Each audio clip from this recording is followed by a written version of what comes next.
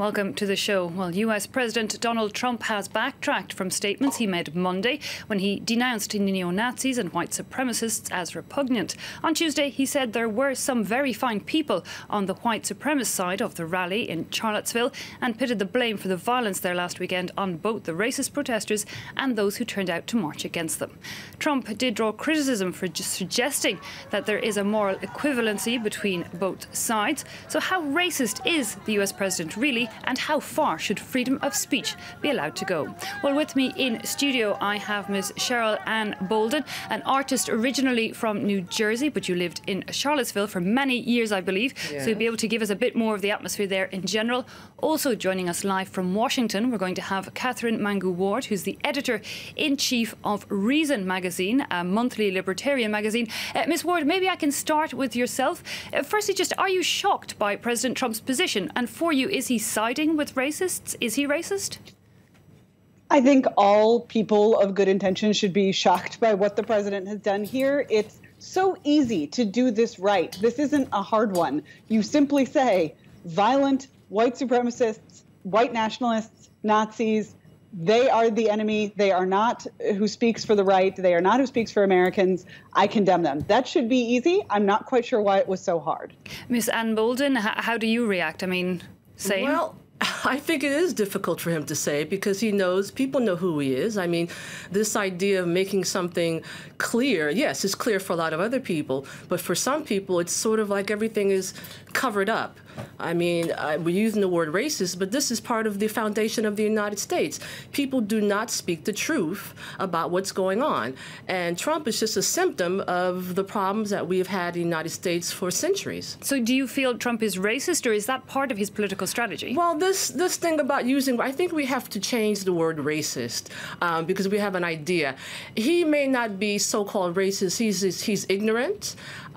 He is self-serving. He has been, yes, let's say that he is racist. I mean, since the 70s and the 80s and 90s, we all know his policies. So to say he's more than racist. I mean, this is dangerous. As far as I'm concerned, as far as I'm concerned, he is fascist. So. Ms. Mangu-Ward, how do you feel, you know, all of this, of course, this debate has started again because of a protest in Charlottetown, a protest by white supremacists. There is, again, that question of how far freedom of speech should be allowed to go. Right. And I do think this is a dangerous territory as well. Of course, I think Donald Trump has reacted wrongly. And just to be very, very clear, of course, I think that the protesters who want to defend the existence of a statue of Robert E. Lee are on the wrong side of this issue. However, I think that it's absolutely vital, and it is deeply embedded in the American project, to draw a distinction between speech and violence. And a big mob of people saying truly awful things are still well within their rights. And those are rights worth protecting, in large part because you can't ever be sure whether you're going to be in the favored or unfavored minority group when you have something to say. If Donald Trump gets to make the rules, as the head of state does, about who is accorded speech rights, I would rather not have him drawing distinctions about what hate speech is, whether you're allowed to use certain words.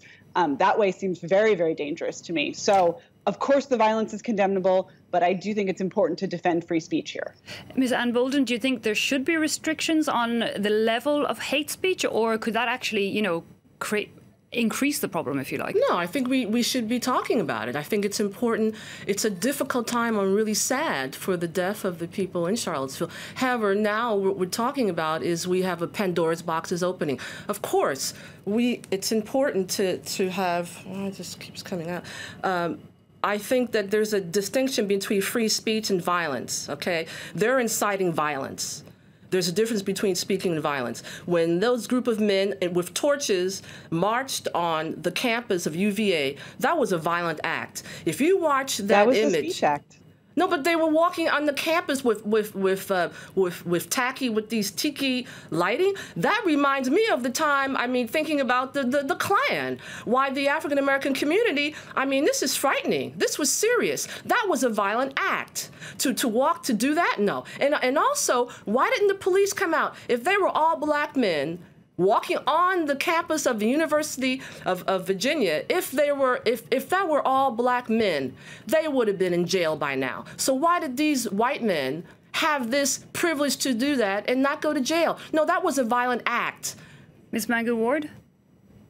So I absolutely agree with everything that you just said, except the blurring of the line between violence and speech. I think these tiki torch wielding dummies absolutely deserve every bad thing that happens to them. I think that, of course, it was terrifying. I think you are absolutely right that there is disparate racial profile in how we enforce certain laws. But I think, and the ACLU agrees with me about this, the American Civil Liberties Union, many, many others, that there still has to be a distinction between the right to assemble, the right to speak, even horrible, hateful speech, and violence. And the minute that someone gets hit with a car or a fist or a rock, that's violence. It's not acceptable. But there is a huge important thing to draw a line there. And I think one parallel here is with religious speech for Muslims. There are plenty of conservatives who would love to say that what happens in mosques in America is hate speech and should be banned. I don't want that, and I don't think you do either. But I'm go on. No, but I'm also thinking when it comes to these symbols of that protest, they were out marching against a Confederate statue, a statue, you know, that for many is that symbol of pro-slavery. These Confederate statues, are they hate or heritage? Well, it's both. It's definitely the heritage of the United States. It's my heritage. But I don't want to have to see it. I've been looking at these statues all my life when I lived in Charlottesville. But we never thought about taking them down. There was never any discussion. Not really, maybe kitchen table but most African Americans, we knew this, but what can you do? Our lives, our opinions didn't matter. Duh, this is why we have a Black Lives Matter organization now. Our opinion didn't matter. Those statues represented something. It was, for me, it's a treason. It's basically the lost cause. And although I really understand my work is about talking about history, you have to talk about history. You have to be clean and clear and complete about the kind of history you're presenting. People just think that all of a sudden just a bunch of Black people just want to take these statues down. No, this has been an issue. I mean, the reason that these two young guys, a young guy went into the church and killed Black people, 6 Black people in the church, 20 years old, where is he getting these ideas? Why did he use the Confederate flag as a way to justify him murdering Black people? So symbols, if you use the symbol in a negative way, this is what happens. You got to talk about it. So it is American heritage. So yes, I think if we're having so much problems behind it, take it down and do something else more positive for the community. It doesn't have to be always the way that white people need to have things. Ms. Maggie-Ward, do you agree with that these symbols of that Confederate era, they should be removed? I do think so, actually. I think that the question of what those statues meant when they went up can be separated from what they mean now. And what they mean now is something that is no longer part of a sort of acceptable cultural framework of speech. We need to find different and better ways to talk about the legacy of the Civil War. Right. I totally agree they should be taken down. I think they should be taken down through the process, through, fighting it out in city council, through demonstrating. I think people should be out in the streets talking loudly about whether or not those statues should be up. But there are going to be people on the other side. And again, I think those people are wrong. But I also think they have a right to speak. Oh, yeah, they do have a right. I never said, of course, everyone has a right to speak. Oh, be ensued. They have a right to speak loudly while holding tiki torches, even. But even that, to me, that's a violent act. That is propagating. That's pushing people. When you do that, we all know in the United States what that symbolized, particularly on the campus of that university. Most people understand what that means. When I looked at those images, I was like, oh my goodness, my heart skipped a beat. I had fear. Okay, for Black people, we have fear. My generation, I'll be 60 years old this year. But I remember going to visit my family in Richmond, Virginia. I mean, this was part of this is my heritage. So it's not necessarily other people's heritage. This is much more my fear and my heritage. And are there any restrictions on rallies of white supremacists or that kind of thing in the US? I don't know. I don't live in the United States right now, but no, I mean, they get together all the time and you have freedom of speech, but they wanted to change the location. They wanted to put it a little bit out of the center city because they knew that it was going to be, someone knew there was going to be some confrontation. So, but now people are against this kind of thing. I mean, you can, yes, of course you can express yourself, but right now people are starting to see this kind of organization. We're talking about the Nazis. I mean, this is what we fought World War II for. So now I'm sorry. No, go ahead. Ms. Mango Ward, I'm just saying freedom of speech is one thing, but when you hear a president of the United States come out with very racist statements, even as a candidate, you know, he said that all Mexican immigrants were rapists. Like, does a president like that not embolden, if you like, racist groups? He does, and he should absolutely be condemned for it. I think it's actually funny, though not in a funny ha-ha way, that he used the same turn of phrase about, you know, well, I'm sure there are some good people. He also said that during his campaign about Mexicans. He said, oh, they're sending over their rapists and criminals. I mean, I'm sure there are some good people, but mostly they're awful. His use of that phrase is so wildly, deeply problematic from a racial perspective that, I frankly can't even begin to understand what he's thinking. Again, I want to hear my president be on the correct side of this issue and condemn those people. I don't want to see my president or my local law enforcement stomping out that speech before it starts. And of course, these rallies are legal, but they're also always, they have to be fought for. So this is, again, the ACLU for decades has fought for the right of the Klan to march and rally. It's not because the ACLU loves the Klan, far from it, but they understand that if you restrict the rights of those people, you also potentially open the door to people like Donald Trump restricting the rights to gather and speak of Mexicans, Muslims, other types of people he doesn't like, including Black Lives Matter protesters. And Bolden, can you see the advantage of allowing groups like that to protest and have that? Oh, yes. Oh, it's important because I think it's partly for me, I think my fellow white Americans need to wake up because it's always been the black problem. It's a national problem. And white Americans need to see what's going on, that this is it represents the United States. It makes us, it really makes our country look really bad. Is it a spreading problem? We saw this, the latest event was in Charlottesville where you lived, but you're from originally New Jersey. Is racism in the US growing? Because under President Barack Obama, we also saw a lot of violence. We saw the birth of that Black Lives movement. Didn't hear Barack Obama speak out very much about it, but, it seems to be a growing problem. Is that? No, it's never stopped being a problem. It's always been there. That's the issue. And so this is just a sore that's opening up. So it's always been there. Barack Obama did what he could. He's not Jesus Christ. He did what he could. And he was thinking that the hearts of white people, they would be kind and gentle and open the doors. Well, no, it backlash. So the white community feels threatened now. That's part of it. They're not going to have the same kind of privilege that they had before. It's white privilege. And this is what's happening. No, I'm glad that we're talking about it. We need to be talking about this in the schools. The young people need to make the connection as to why the legacy of slavery and why we have the issues now.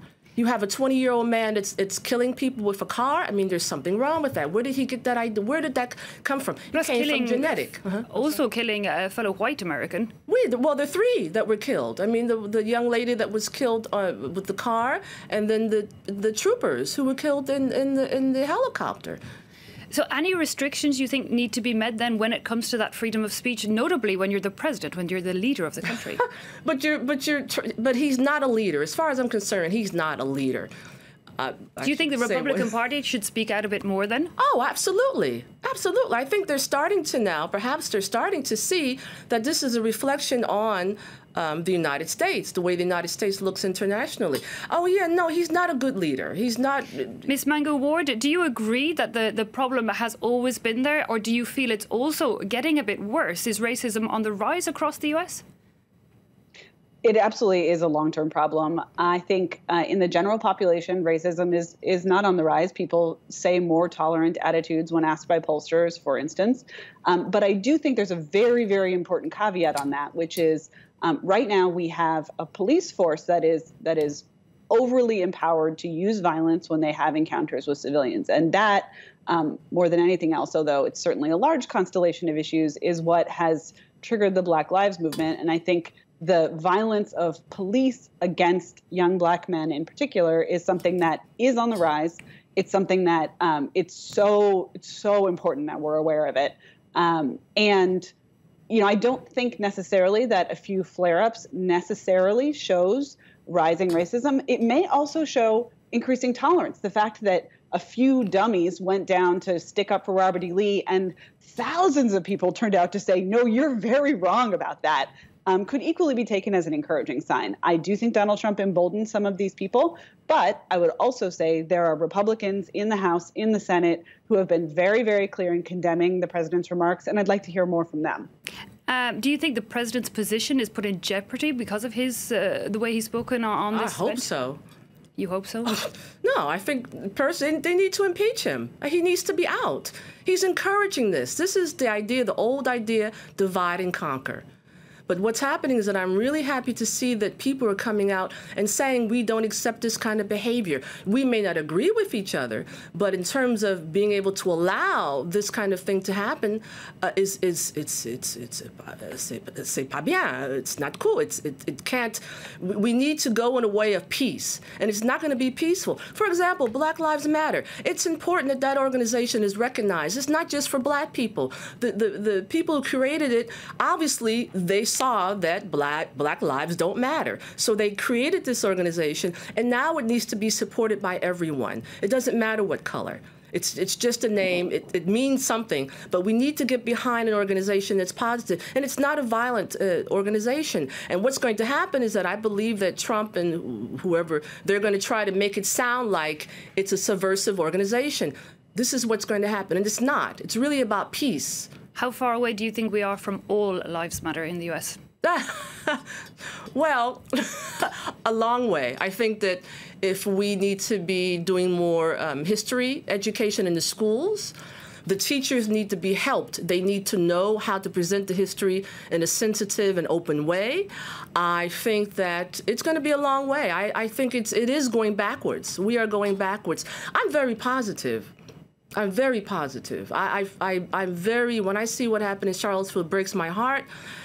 But any kind of revolution, normally, unfortunately, if we think about the history of revolution, any revolution, there's violence. Okay. Unfortunately. Yeah, Ms. Cheryl Ann Bolden, thank you so much for joining us. Likewise, Ms. Catherine Mangu-Ward across in the US, thank you very much both for being our guests here on this short debate on France 24. Thanks also, of course, to our guests at home for having watched. Do take care. That brings us to the end of this edition.